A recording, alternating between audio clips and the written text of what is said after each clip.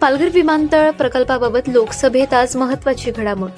स्थानिक मच्छीमारांचे हित धोक्यात येऊ नये यासाठी पालघरचे खासदार डॉक्टर हेमंत सवरा यांनी संसदेत ठाम भूमिका मांडली।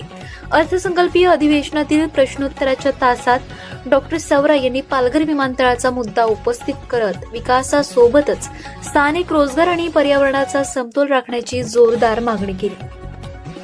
विशेषतः विमानतळ समुद्रात ऑफशोर उभारण्याच्या संकल्पनेमुळे मासेमारी क्षेत्रावर आणि मच्छीमारांच्या उपजीविकेवर परिणाम होण्याची शक्यता त्यांनी अधोरेखित केली। यावर केंद्रीय नागरी विमान वाहतूक मंत्री राम मोहन नायडू यांनी सभागृहात स्पष्ट ग्वाही दिली।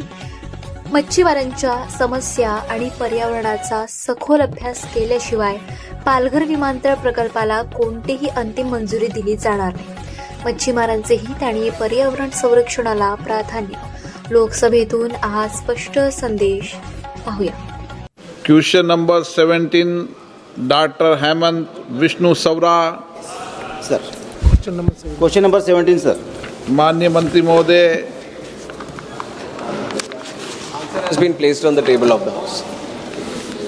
सर, ये माननीय पंतप्रधान नरेंद्र मोदी और एविएशन मिनिस्टर नायडू सर और हमारे MOS मुरलीधर मोहन जी का बहुत धन्यवाद व्यक्त करता हूँ कि नवी मुंबई एयरपोर्ट ऑपरेशनलाइज हो गया है। मैं पालघर के बारे में जो क्वेश्चन पूछा था तो आंसर में जवाब मिला कि साइट क्लियरेंस अभी तक स्टेट से नहीं मिला है।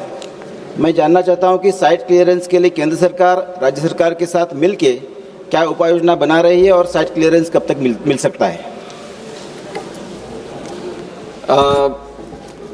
अध्यक्ष महोदय, आंसर में हमने इस तरह लिखा था कि जो ग्रीनफील्ड एयरपोर्ट पॉलिसी है उसके तहत अगर राज्य सरकार कोई साइट निर्धारित करता है कि यहाँ पे एयरपोर्ट बनना चाहिए तो उसके हिसाब से हम साइट क्लियरेंस का एक्टिविटी हम शुरू करते हैं।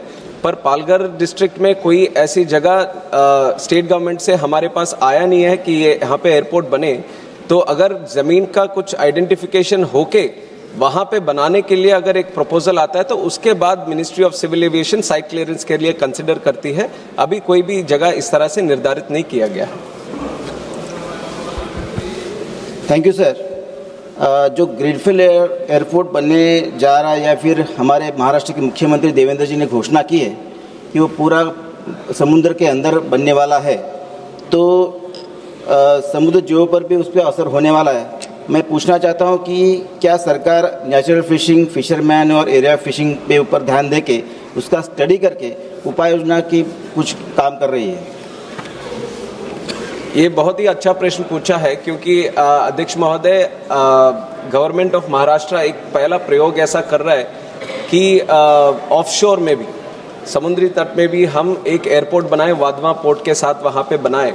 बट जब भी हम कोई नया एयरपोर्ट लैंड का हो या सी के बगल में हो कोई ऐसा बनाते हैं तो ज़रूर एनवायरनमेंट क्लियरेंस उसका लेना पड़ता है। और जब एनवायरनमेंट क्लियरेंस लेते हैं तो जो भी इश्यूज़ आदरणीय सांसद जी ने मेंशन किया उन सब का भी वो सर्वे होता है, उन सब के ऊपर भी कार्रवाई करने के बाद ही वो क्लियरेंस मिलता है, तो वो सबका वो करेंगे।